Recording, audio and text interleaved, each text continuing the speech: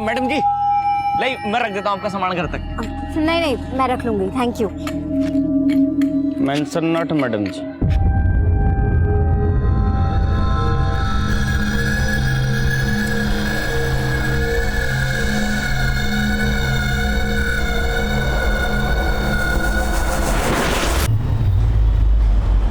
लो, हो गए फिर से दोनों शुरू।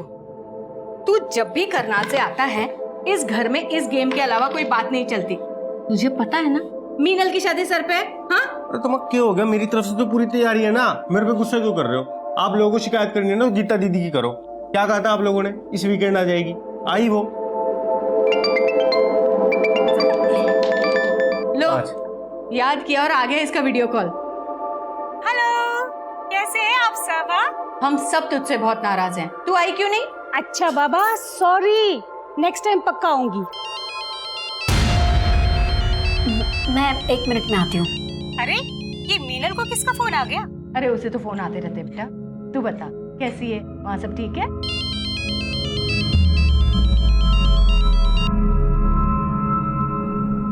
हेलो,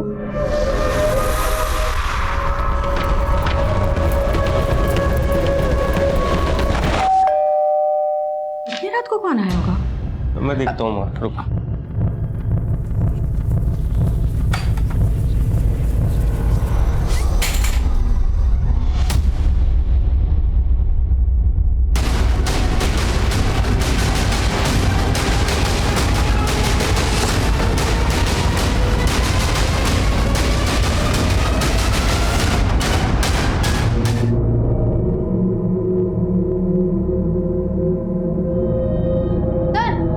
अंदर भी एक लड़की है लेकिन वो जिंदा है।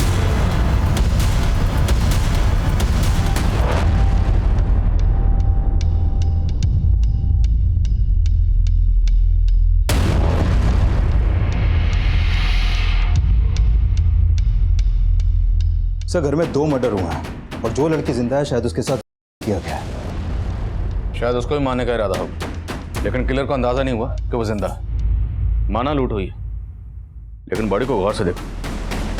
जिस बेरहमी से कत्ल किए गए, लगता है किसी ने पुरानी दुश्मनी निकाली। हो सकता है मोटिव मर्डर का ही हो और लूट मिसगाइड करने के लिए की गई, ताकि ये लगे कि सारे कत्ल किसी लूटने वाले गिरोह ने किए। सर, एक कॉलोनी का चौकीदार है रतन। कल रात को ही नाइट ड्यूटी पे था। सुबह सबसे पहले इसी ने घटना को विटनेस किया और आसपास के लोगों को इकट्ठा भी किया। ड्यूटी पे था तो? हाँ साहब। क्या देखा तूने? कुछ नहीं साहब। इतना बड़ा कांड हो गया, तूने कुछ नहीं देखा? अब वो हमारी आंख लगी थी रात को। सिंह, इसको नींद से जगाओ जरा। साहब मैंने कुछ नहीं किया साहब। साहब विकास, पड़ोसी से पूछताछ करो और देखो आसपास कोई सीसीटीवी है या नहीं। सर,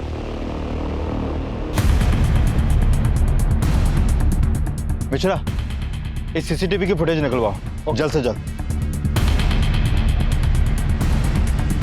सर, माधुरी आंटी यहाँ अपनी बेटी मीनल के साथ रहती थी और उनका बेटा रामेंद्र करनाल में काम करता था। हर सैटरडे संडे को आता था, तो शायद कल भी आया हो। उनका कोई रिश्तेदार है? हाँ सर, उनकी एक बड़ी बेटी भी है गीता, पर उसकी शादी हो चुकी है और अभी वो भोपाल में रहती है। अच्छा, माधुरी की फैमिली का किसी से कोई झगड़ा, कोई दुश्मनी, ऐसा कुछ? सर, ये लोग बहुत ही अच्छे थे और माधुरी आंटी आए दिन पूजा पाठ दान पुण्य भी करती थी।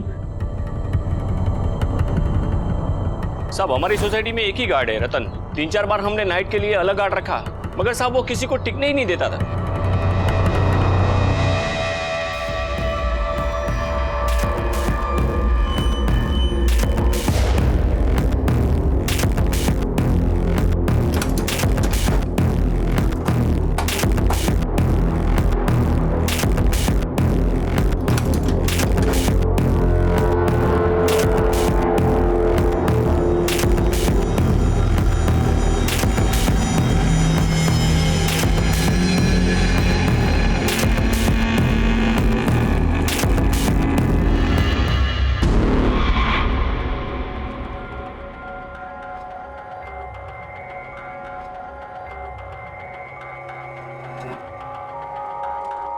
रानी, 8 बज गए, मेरा जूस कहाँ है? लाई पापा। डिसिप्लिन नाम की कोई चीज नहीं है इस घर में। पता नहीं दिन भर क्या करती रहती है। पापा जूस। जूस? पूरे 2 मिनट लेट हो तुम। अब मैं 2 मिनट के लिए तुम्हारे हाथ ऊपर करके तुम्हें खड़ा रखूंगा तो कैसा लगेगा तुम्हें? सॉरी पापा। सॉरी पापा। अब जाओ, तरीका हो सर पे। सुनो, ठीक 9 बजे मुझे नाश्ता तैयार चाहिए। मैंने होमवर्क कर लिया। अरे वाह मेरा बच्चा, शाबाश। अब चलो कमरे में चल के देखते हैं तुमने होमवर्क सही किया या नहीं। आओ चलते हैं। शाबाश।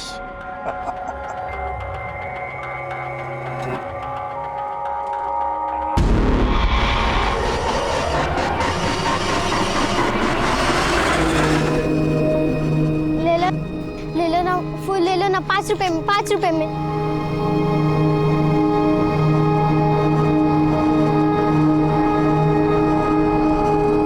हम जानते हैं कांड तूने किया। बोल तेरे साथ और कौन कौन शामिल था? साहब मैंने कुछ नहीं किया साहब, हमारी गलती बस इतनी सी कि हमारी आग लग गई थी। आखिरी मौका दे रहा हूँ, सच बोल दे, वरना मीनल के होश में आने के बाद सच खुद ब खुद सामने आ जाएगा। मीनल जी जिंदा? जिंदा है। तुम लोगों ने मारने की पूरी कोशिश की थी ना, लेकिन बच गई। साहब ये क्या कह रहे हो साहब? मैंने कुछ नहीं किया साहब, सच कह रहा हूँ, हमारी अम्मा की कसम खा के कह रहे हो साहब। ऐसे नहीं मानेगा, तोड़ो साला। जी बेटा, तुम जिस बस्ती में रहते हो ना बेटा, वहां वैसी बहुत गंदगी होती है ना? तो अगर तुम रोज नहाओगे नहीं बेटा, फिर बीमार पड़ जाओगे, है ना बेटा? इसलिए रोज नहाया करो। नहाने से है ना बेटा, मन बहुत खुश रहता है और पढ़ाई भी मन लगा रहता है कि नहीं? है कि नहीं? है कि नहीं?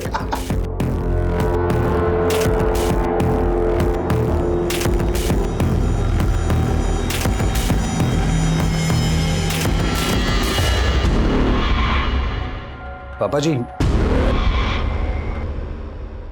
कितनी बार कहा है तुमसे मेरे कमरे में नॉक करके आया करो? पापा जी वो चाय एक्चुअली। जो कहने बाद में कहो, जाओ भी यहाँ से। जी।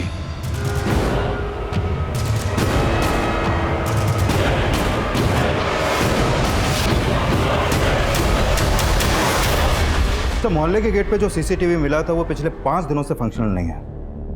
हो सकता है उसे भी पर्पसली खराब किया गया हो और इसमें भी रतन इन्वॉल्व हो।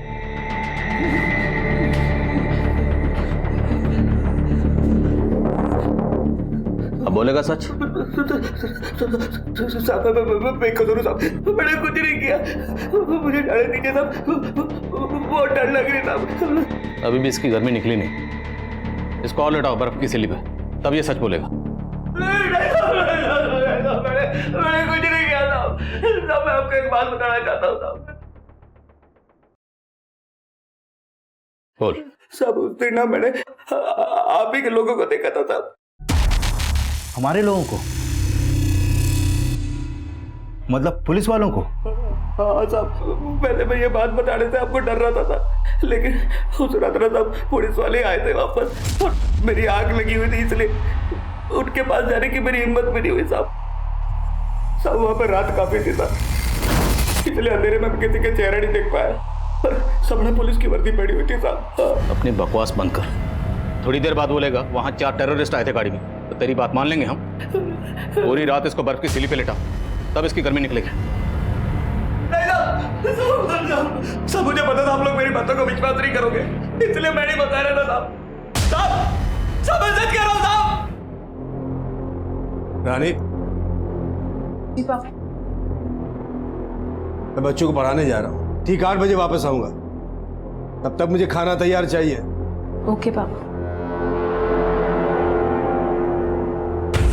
रस्सी जल गई लेकिन बल नहीं गया इस इंसान का।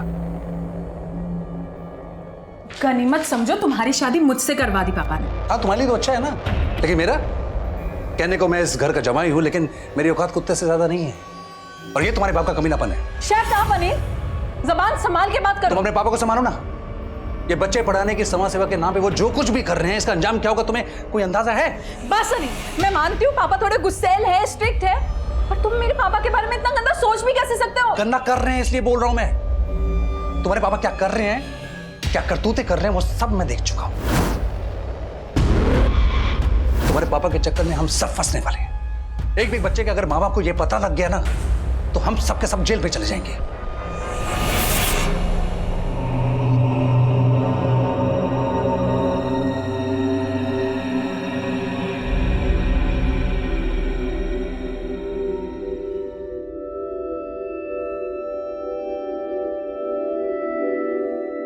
अरे बेटा, आप रो क्यों रहे हो? कुछ नहीं मैडम, मैं कहाँ रो रही हूँ।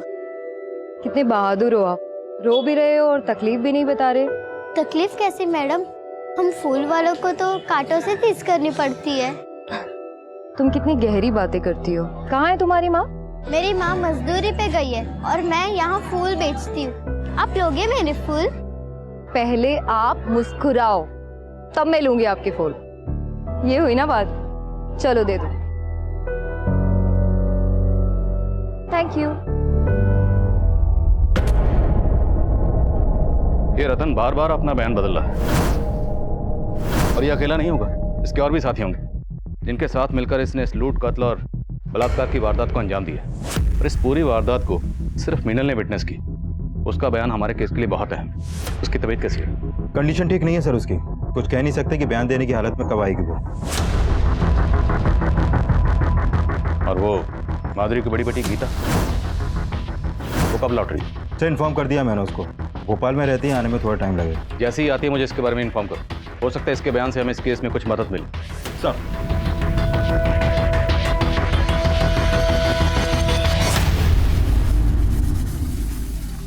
माँ, वो आंटी बहुत अच्छी है, उन्होंने मेरे सारे फूल ले लिए। तू है ही ऐसी, ये पत्थर भी पिघल जाए। पर तुम नहीं पिघलती माँ, और मेरी एक भी बात नहीं मानती। तू सोच ले, मैं तेरी निर्दयी माँ हूं, लेकिन तेरा भला ही सोचूंगी। मैं गमी सर। कम इन। सर फॉरेंसिक टीम को माधुरी के घर से ऐसे कोई भी अननोन फिंगरप्रिंट्स नहीं मिले हैं जो क्रिमिनल से बिलोंग करते हो। शायद क्रिमिनल्स ने हैंड ग्लव्स पहने होंगे। सर रतन बोल रहा था कि वहां पर पुलिस की वर्दी में लोग आए थे, लेकिन मैंने पेट्रोलिंग टीम से चेक किया, उस रात वारदात के दौरान वहां पर कोई भी पीसीआर नहीं गई थी। मतलब ये रतन झूठ बोल रहा है। हो सकता है उसने खुद ही किसी गैंग को एंट्री दी।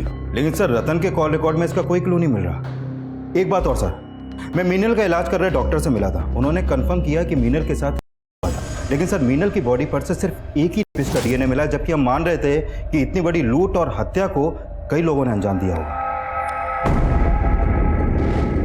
मीनल की बॉडी पर जो डीएनए सैंपल्स मिले उसे रतन के डीएनए सैंपल से मैच करवाने की परमिशन निकलवाओ। सर रतन, रविंदर, माधुरी और मीनल, इन सब के कॉल रिकॉर्ड चेक किए। सर मीनल के नंबर पे एक सस्पिशियस नंबर मिला है, और पिछले काफी समय से मीनल की इस नंबर पे बातें हो रही थी। किसका नंबर है? सर दीपक शर्मा, गुरुग्राम के सेक्टर 15 का रहने वाला है, और सर घटना के 2 दिन पहले से ये गायब है। इसके घर पे भी ताला लगा है। तब पता चला है कि मीनल के साथ इसकी शादी होने वाली थी। ये मीनल का मंगेतर है? जी सर। तो इसका इस लूट और से क्या कनेक्शन हो सकता है?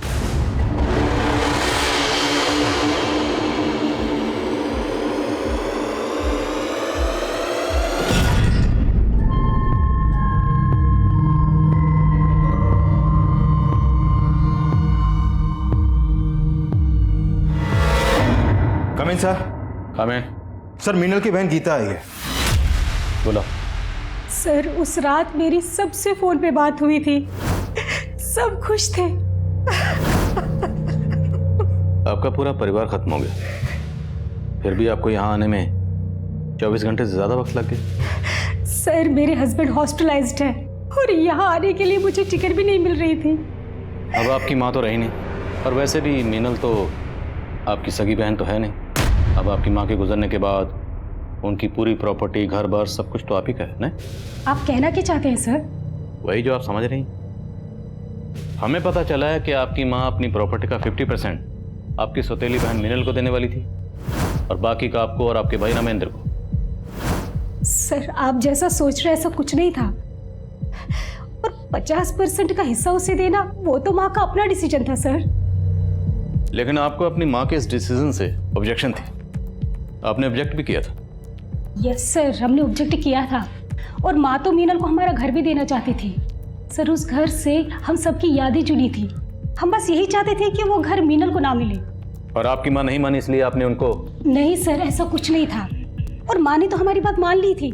वो बोली थी कि वो मीनल के लिए दूसरा घर खरीदेंगे। दूसरा घर? यस सर, इसी वजह से तो घर में काफी सारा कैश रखा हुआ था, और वो सब। अच्छा, आप दीपक के बारे में क्या जानते हैं? सर माँ मीनल की शादी दीपक से कराना चाहती थी, पर मुझे दीपक बिल्कुल पसंद नहीं था सर। क्या? क्योंकि वो मीनल से सिर्फ इसलिए शादी करने के लिए तैयार हुआ ताकि उसे माँ से घर और काफ़ी सारा दहेज मिल सके। मीनल अपाहिज है, इसलिए उसका घर बसाने के लिए माँ कुछ भी करने के लिए तैयार थी। मुझे तो दीपक की नीयत पे शुरू से ही शक था सर। पर हमें पता चला कि दीपक गायब है। क्या? आप हमें बता सकती हैं दीपक कहाँ मिलेगा? उसकी किसी जान पहचान वाले को आप जानती हैं? सर मैं उसके बारे में ज़्यादा तो नहीं जानती, पर उसने बोला था कि उसके माँ बाप भी अब इस दुनिया में नहीं है। ठीक, अब जा सकते हैं। सर दीपक इस घटना के 2 दिन पहले से अपना फोन बंद करके गायब है। कहीं ऐसा तो नहीं कि पहले दीपक ने उस दिव्यांग लड़की मीनल से शादी करने की हाँ की और फिर इस लूट और हत्या को अंजाम दिया? इस केस को समझने के लिए पहले हमें मीनल और दीपक को समझना होगा। इस दीपक को किसी भी सूरत में ढूंढो। सर दीपक के कॉल रिकॉर्ड में उसके कुछ दोस्तों और रिश्तेदारों के नंबर मिले थे, मैं उन सबसे मिला, लेकिन उसका कहीं से कोई लीड नहीं मिल पा रहा। हो सकता है कोई कुछ छुपा रहा हो। दीपक के कॉल रिकॉर्ड में जितने नंबर हैं सबको इन्वेस्टिगेट करो। Sir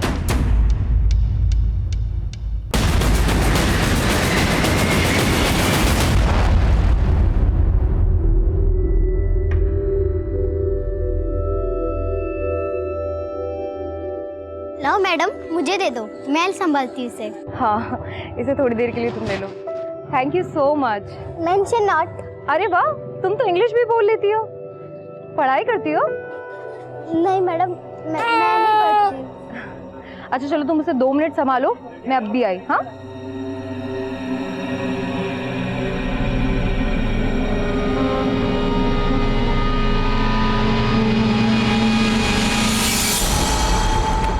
coming sir. Coming.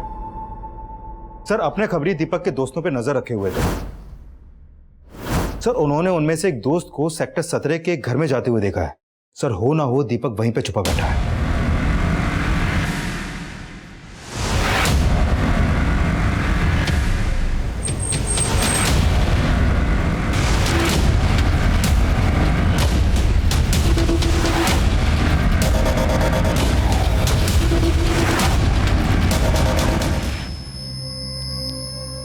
Sir मैं वैष्णो देवी गया हुआ था सर।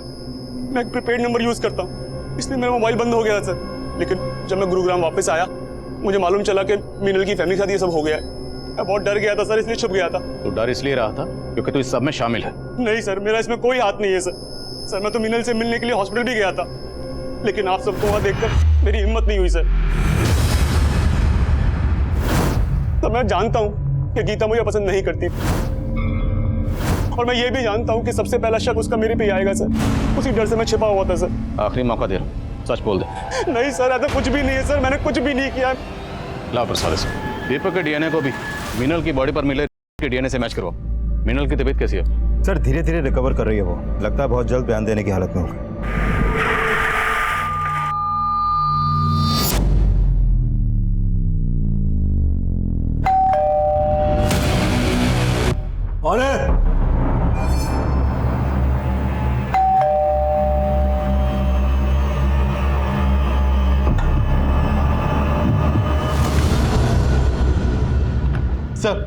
सर कंट्रोल रूम में फोन आया था। सेक्टर 21 के एक घर में मर्डर हुआ है।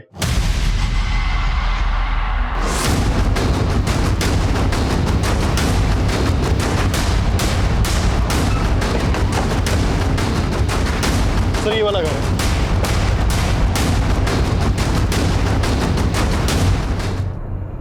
सर ये कर्नल अनंत चौधरी हैं, अपने बेटी और दामाद के साथ यहाँ रहते थे। इनके साथ जब ये हादसा हुआ घर में यहाँ कोई नहीं था, और सुबह जब इनके बेटी दामाद यहाँ पहुंचे तो उन्होंने ये सब देखा। बेटी और दामाद क्या? सब आ रही हैं।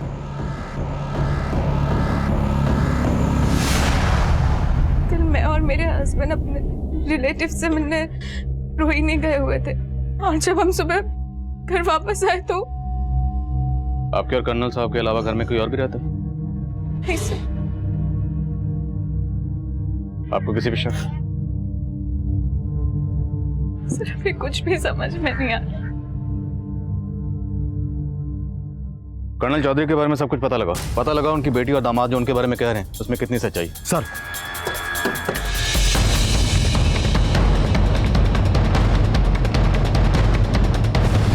रात में यहाँ से किसी को आते जाते देखा था क्या? नहीं साहब, लेकिन कल शाम को कर्नल साहब के घर से काफी लड़ाई झगड़े की आवाजें आ रही थी, और उसके थोड़ी देर बाद उनका बेटी और दामाद सामान लेके यहाँ से कहीं निकल गए। ऐसा लग रहा था कहीं बाहर जा रहे हैं। सर हमारा पापा से झगड़ा हुआ था, लेकिन उनका मर्डर से इस बात का कोई लेना देना है या नहीं वो हम डिसाइड करेंगे। आप ये बताइए कि झगड़े की वजह क्या थी? सर हम आपको पहले बता नहीं पाए, एक्चुअली मेरे ससुर जी अच्छे इंसान नहीं थे। जो भी कहना साफ साफ बोलिए। सर वो पेडोफिलिक थे। सर वो चैरिटी के नाम पे बच्चों को पढ़ाते थे, लेकिन उनकी इंटेंशन ठीक नहीं थी। वो किसी न किसी बहाने से बच्चों को घर पे ले आते थे। और क्या ये सब सच है? हाँ सर, इसी वजह से उस दिन हमारा पापा से झगड़ा हुआ था। अरे वाह, हैंडसम लग रहा है मेरा राजू। बहुत अच्छे लग रहे हो। ये लो बेटा, ये पैसे अपने पापा को दे देना, ठीक है? जाओ, शाबाश। क्या है रानी, क्या बदतमीजी है? कितनी बार कहा है तुमसे मेरे कमरे में आने से पहले नॉक किया करो। एक मिलिट्री मैन की बेटी होकर इतनी भी डिसिप्लिन नहीं है तुम। कीजिए पापा, मैं इतने टाइम से अनिल की बातों को इग्नोर कर रही हूँ, पर वो सही है। तो शर्म आती है कि आप मेरे पापा। क्या मतलब, क्या है तुम्हारा? आप अच्छी तरह से जानते हैं कि आप बच्चों को कमरे में लाके उनके साथ। Mind your language. पहले आप अपनी हरकतें देखिए पापा। नहीं रहना ऐसे इंसान के साथ जो बच्चों के साथ ऐसी गंदी हरकतें करते। नहीं रहना मेरे साथ, तो निकल जाओ यहाँ से। हमें तो डर लग रहा था कि उनकी इन हरकतों की वजह से कोई बड़ा बवाल ना खड़ा हो जाए। और तो आपको लगता है इनकी मौत के पीछे ये वजह हो सकती है? सर हो सकता है किसी बच्चे के पेरेंट्स को इसकी असलियत का पता लग गया और वो। किन किन बच्चों का आना जाना इस घर में? सर अभी कुछ दिनों से कोई राजू नाम का लड़का बार बार आ रहा था घर पे। रहता कहाँ है रोहित? सर वो पास की बस्ती में रहता है। उसका स्केच बनवा सकते हैं आप?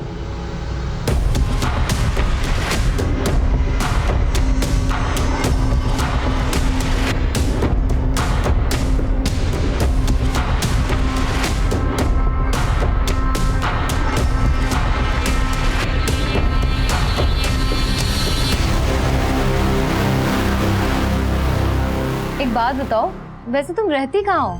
पास वाली झोपड़पट्टी में। अरे तुम्हें तो बहुत बुखार है, हमें तो डॉक्टर के पास चलना पड़ेगा। चलो उठो जल्दी। नहीं मैम, मैं ठीक हूँ। इससे नहीं होगा, चलो। हाँ साहब, कर्नल साहब यहाँ के बच्चों को पढ़ाते थे। तो बच्चों, हम आज फिर से हिंदी कविता दोहराएंगे जो हमने कल पढ़ी थी। चल घर चल घर पे। अरे अरे ये क्या कर रही है? मोहन को क्यों ले जा रही है? मेरे बच्चों से दूर रहा करो। हमने सुना है कि आपका उनसे काफी झगड़ा भी हुआ था। हाँ साहब, लेकिन हमें मालूम नहीं था। वो बहुत ही अच्छे आदमी थे कर्नल साहब। वो कैसे? साहब वो बच्चे को पढ़ाते ही नहीं, बल्कि जो बच्चे स्कूल नहीं जा पाते थे उनको स्कूल भेजते थे और उनकी फीस भी भरते थे। साहब उस दिन मैं अपने बच्चे को लेकर आई थी, उसके बाद आकर वो मुझसे मिले भी थे। देखिए, मैं नहीं जानता कि आप अपने बच्चे को मुझसे क्यों नहीं पढ़वाना चाहते, लेकिन स्कूल भी तो नहीं जा रहा है। चलिए मुझसे मत पढ़वाइए, लेकिन इसका स्कूल में एडमिशन तो करवा दीजिए। ये लीजिए। साहब वो बच्चों को पढ़ाते ही नहीं, बल्कि उन्हें साफ सुथरा रहने की बात भी बोलते थे। और कुछ बच्चों को तो वो अपने घर ले जाकर नहलाते थे और उन्हें नए कपड़े देते थे। इस बच्चे को जानती हो? पता चला है कि इसी इलाके में कहीं रहता है ये। हाँ साहब, ये तो राजू है। इसका परिवार तो 3 दिन पहले यहाँ से चला गया। कहाँ गया वो? मैंने सुना था उनको मजदूरी का काम मिल गया है दिल्ली में, तो वहीं चले गए होंगे। सर उस औरत ने ही नहीं, बल्कि काफी लोगों ने कर्नल आनंद चौधरी के बारे में अच्छा बोला है। काफी लोगों की मदद करते थे वो। लेकिन सर समझ में नहीं आ रहा कि रानी और अनिल को ये क्यों लगा कि वो पेडोफाइल है। अब या तो ये दोनों झूठ बोल रहे हैं, या हो सकता है उनकी गलतफहमी हुई और उन लोगों ने जिस राजू नाम के बच्चे का स्केच बनवाया वो 3 दिन पहले अपनी फैमिली के साथ कहीं चला गया। इसका क्या चक्कर हो सकता है? सर ये मुन्ना है, हिस्ट्री शीटर है। सर कर्नल के घर पे फोरेंसिक टीम को एक अननोन आदमी के फिंगरप्रिंट्स मिले थे। हमने अपने डाटाबेस से वो फिंगरप्रिंट मैच करके देखे, वो इस मुन्ना हिस्ट्री शीटर के फिंगरप्रिंट से मैच करते हैं। सर मुन्ना राजस्थान की एक जेल में लूटपाट और चोरी के इल्जाम में बंद रह चुका है। काफी टाइम पहले वहां से छूट गया था, लेकिन अभी अंडरग्राउंड है। तो हो सकता है इस हिस्ट्री शीटर मुन्ना ने कर्नल चौधरी का कत्ल किया, और ये भी हो सकता है किसी ने इसको सुपारी दी। लेकिन सवाल यह है कि सुपारी किसने दी होगी? सर हो सकता है ये सुपारी रानी और अनिल ने दी, क्योंकि पता चला है कि रानी और अनिल की कर्नल आनंद चौधरी से बिल्कुल नहीं बनती थी और कर्नल के मरने के बाद जायदाद भी उन्हीं की होने वाली थी। तो शायद रानी और अनिल ने हमें कर्नल के बारे में रॉन्ग इन्फॉर्मेशन दी। दोनों की बैकग्राउंड चेक करो और ये भी चेक करो क्या कर्नल की बैकग्राउंड में कोई ऐसा था जिसका इस हिस्ट्री शीटर मुन्ना से कोई ताल्लुक हो। सब माना कि मैं उनकी सगी बेटी नहीं थी, लेकिन उन्होंने हमेशा मुझे अपनी बेटी की तरह ही पाला था। उनके कहने पे ही मैं दीपक से शादी कर रही थी। उस दिन रात को रामेंद्र भैया करनाल से वापस आते, हम बहुत खुश थे सर।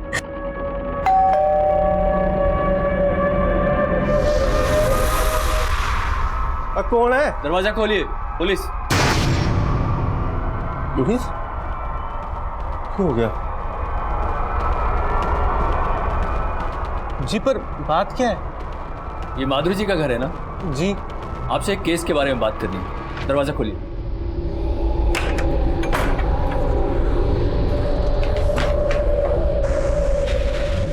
ये कौन है? जी ये मेरा बेटा है।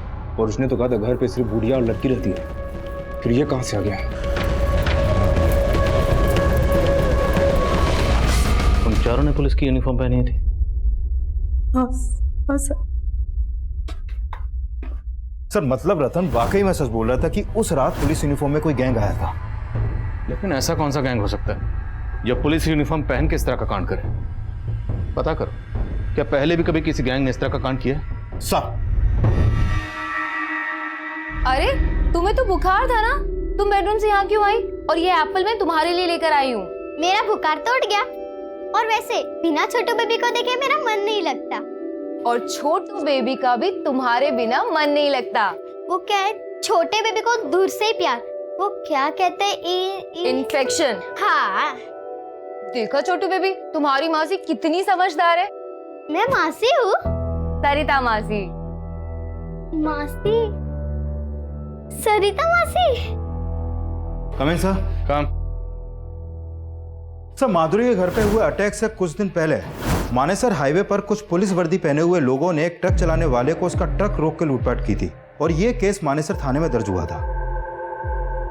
और उस समय उस ट्रक का हेल्पर किसी भी तरह अपनी जान बचाकर वहां से भाग निकला, लेकिन उसने उन क्रिमिनल्स के स्केच बनवाए थे। ये देखिए सर।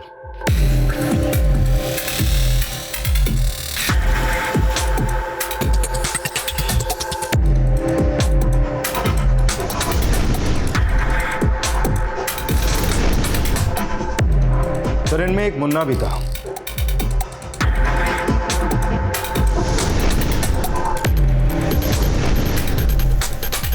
और यही मुन्ना कर्नल चौधरी और माधुरी के घर पे भी मौजूद था।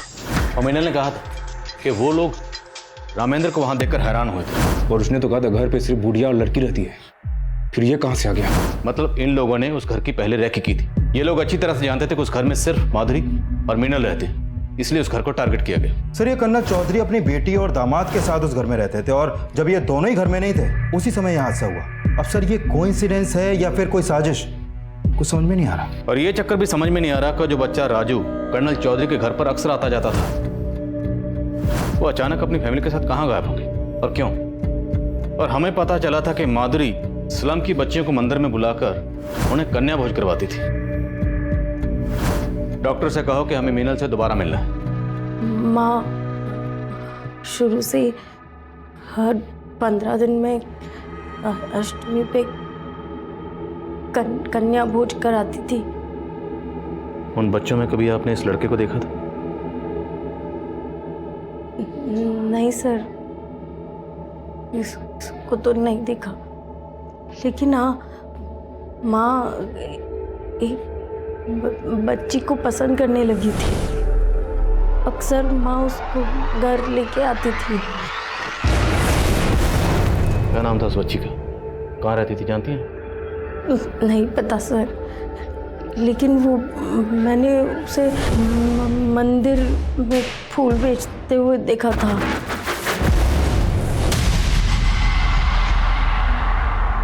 आप उसका स्केच बनवा पाएंगे? दीदी। अरे तुम क्यों लेकर आई मेरे लिए पानी? मैं ले आती ना। मैडम जी अब मैं बिल्कुल ठीक हूँ, आपके सारे काम मुझे बोलो, मैं कर लूंगी। तुम हमें जेल भिजवाना चाहती हो? जेल? हाँ, छोटे बच्चों से काम कराना गैर कानूनी होता है, आपको पता है? अरे मैडम जी, मैं कहाँ काम कर रही हूँ, मैं तो बस अपनी बड़ी दीदी के लिए पानी ला रही थी। थैंक यू मेरी छोटी बहना, सो स्वीट।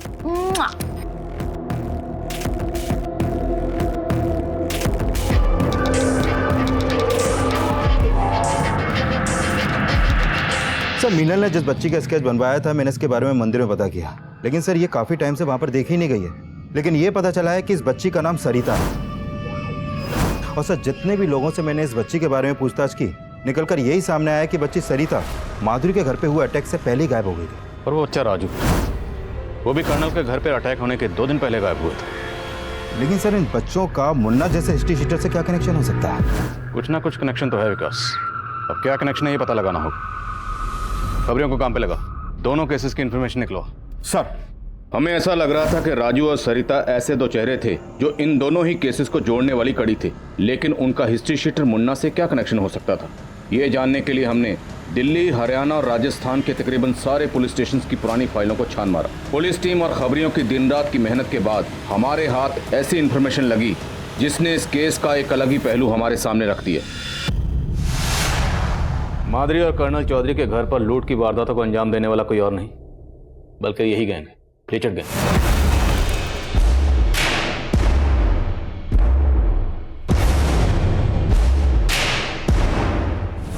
दोनों वारदातों में पैटर्न सेम है, जो कि लीचर्ड गैंग की मॉडस ऑपरेंडी से मैच करता है। कर्नल चौधरी मंदिर के पास ट्यूशन पढ़ाता है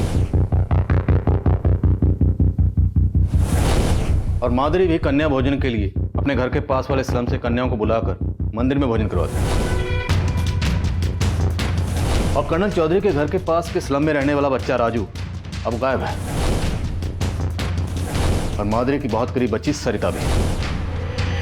मतलब साहब लीचड़ गैंग बच्चों की मदद से कांड करते हैं। वो पहले खुद अपना टारगेट चुनते हैं और फिर बच्चों से उस टारगेट की रैकी करवाते हैं।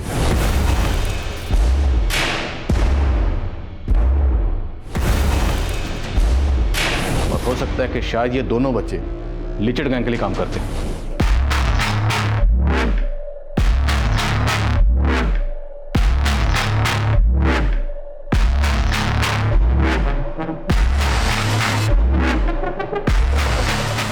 लीचड़ गैंग का एक पैटर्न है, जो बच्चे उनके टारगेट की रैकी करते हैं, वारदात होने के 2-3 दिन पहले से ही वो बच्चे गायब हो जाते और फिर उस गैंग की दूसरी टीम टारगेट पर धावा बोल देती। यह है लीचड़ गैंग का लीडर राजबल्लभ, 8 कत्ल और लूटपाट के केसेस में वांटेड है। इससे पहले इस गैंग के सामने सारे केसेस की एक डिटेल स्टडी करो, खबरों को काम पे लगाओ। इससे पहले ये गैंग किसी और को अपना टारगेट बनाए, हमें इस गैंग को धरना है किसी भी सूरत में। सर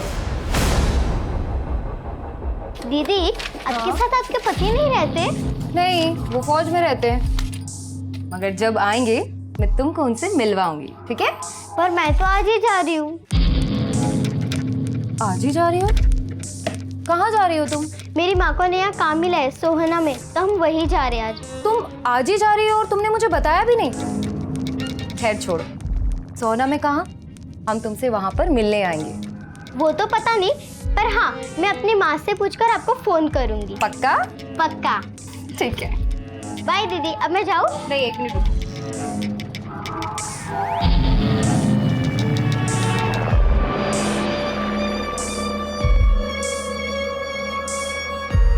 ये लो, ये पैसे अपनी मम्मी को देना और तुम्हारे रास्ते के लिए इसमें कुछ जरूरत का सामान है, ठीक है? हाँ। बाय दीदी। अपना ध्यान रखना। Bye bye.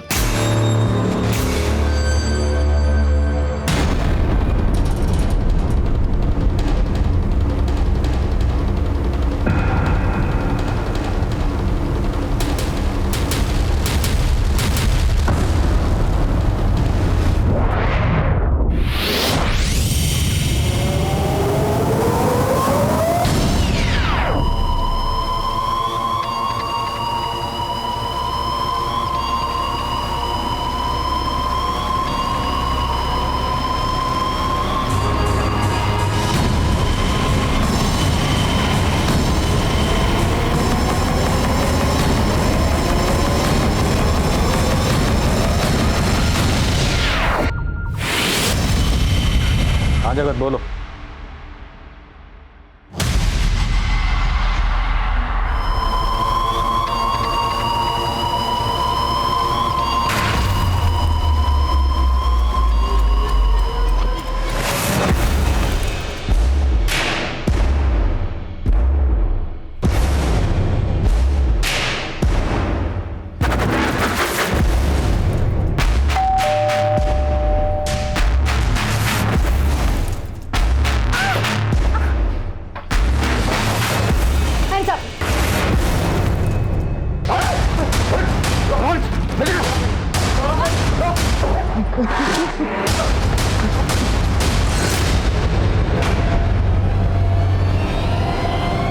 राजवल्लभ कहाँ?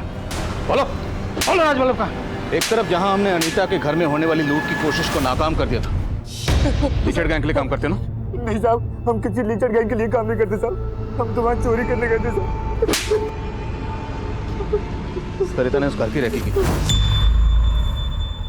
और सरिता ने माधुरी के घर की रेकी भी की थी जहां तुम लोगों ने पहले लूट की और फिर उस घर को लूटा। और वो लड़का राजू, वो भी तुम्हारे गैंग के लिए काम करता है। उसी की मदद से तुम लोगों ने कर्नल का घर लूटा और उसका कत्ल किया। साहब हमने किसी का कत्ल नहीं किया साहब, और हम किसी भी सरिता और राजू को भी नहीं जानते साहब। झूठ बोलता, ऐसे नहीं मानेंगे, तोड़ो इन्हें। ये सब अपने आदमियों को बचाने की कोशिश कर रहे हैं। सर इनमें से तो कोई सच ही नहीं उगल रहा है। एक बार फिर से अनीता को मिलते हैं, हो सकता है वो हमें सरिता के बारे में कुछ ऐसा बता सके जिससे हमें राजवल्लभ और उसके बाकी आदमियों तक पहुंचने में मदद मिले। Right sir. जब सरिता यहाँ से गई थी तो उसने आपसे कुछ कहा? कोई भी ऐसी बात जो हमें उन तक पहुंचने में मदद कर सके? सर मैंने जब उसे 2000 रुपए दिए थे तो वो 10-15 मिनट के बाद फिर से मेरे पास वापस आई थी। ये लो, ये पैसे अपनी मम्मी को देना और तुम्हारे रास्ते के लिए इसमें कुछ जरूरत का सामान है। दीदी। सरिता क्या हुआ, तुम रो क्यों रहे हो? दीदी मुझे माफ कर दो। माफ कर दो? लेकिन हुआ क्या? दीदी आप चले जाओ, वरना वो लोग आके आपको मार देंगे। मार देंगे? सर उसी के बाद मैंने आपको सरिता के बारे में इन्फॉर्म किया था। लेकिन हाँ सर, सरिता बोल रही थी कि वो अपने मम्मी पापा के साथ सोना जा रही है। सोना? इस छोरी ने फिर से हमारे साथ दगा करा है। वो तो इसके हाव भाव से मन में पहले ही पता चल गया था कि वो हमने फंसवाएगी, इसलिए मैंने वहां अपने दूसरे आदमियों को भेजा था। लेकिन राजवल्लभ भाई, पुलिस ने उन्हें पकड़ लिया है। वो लीचड़ गैंग के वफादार आदमी है, मुंह नहीं खोलेंगे। लेकिन ये सरिता, इसने इसके की सजा जरूर मिलेगी। हमारे गैंग का यो नियम है, जो भी दगा करे है उसने सजा मिले, और सरिता तन्ने भी सजा मिलेगी।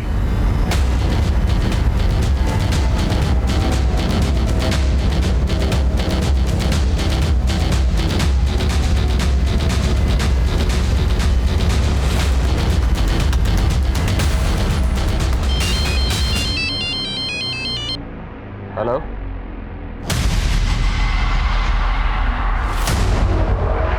गाड़ी घुमा, आगे से यूटर्न लो।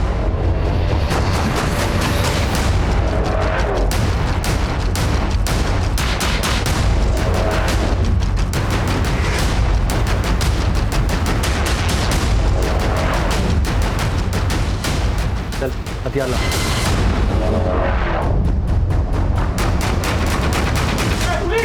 पुलिस आ गई। तेरे आदमी मुंह नहीं खोलेंगे तो तुझ तक पहुंच नहीं पाएंगे। लेके जा, उठा।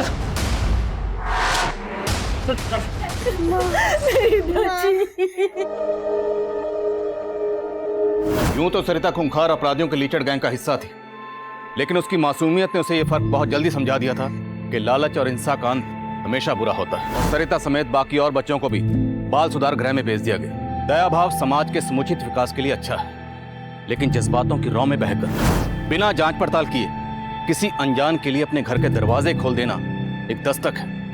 आप अपने घर में एक जुर्म को दाखिल कर रहे हैं, जैसा कि इस केस में। अब मैं आदिल खान आपसे इजाजत लेता हूं। आपसे फिर मुलाकात होगी एक और नए केस के साथ। तब तक देखते रहिए क्राइम पेट्रोल दस्तक। मकसद बताना नहीं, बचाना है।